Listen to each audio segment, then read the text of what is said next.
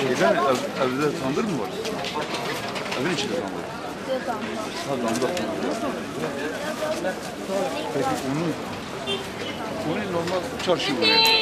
Karıştıralım budayla çarşı. Yani evin kendi... Hemen bunu hem budalı.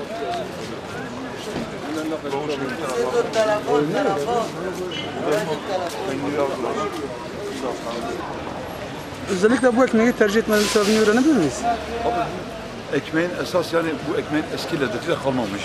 Eski lezzeti olsaydı bu ekmek çok güzel bir ekmektir yani.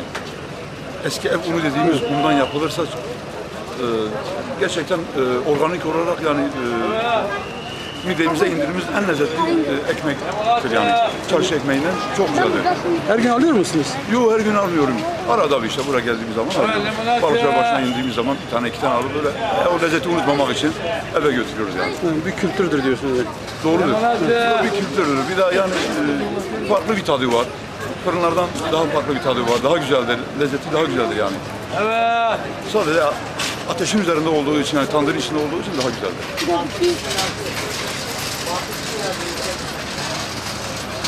Ama Diyarbakır'ın pilatidir ha.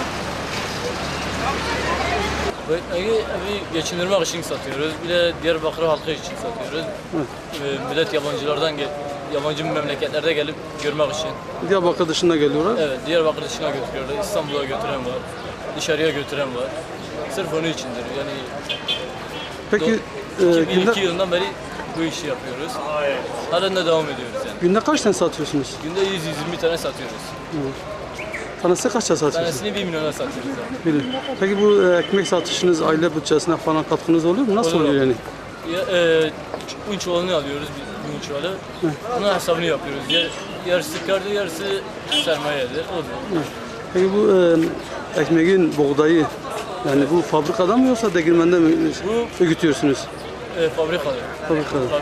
Buğday değirmenciler yandırıyor. O yüzden güvenmiyoruz onlara. Yoksa oradan alırız. Niye çeksin adam? Hayır dur biraz çeksin. Dur.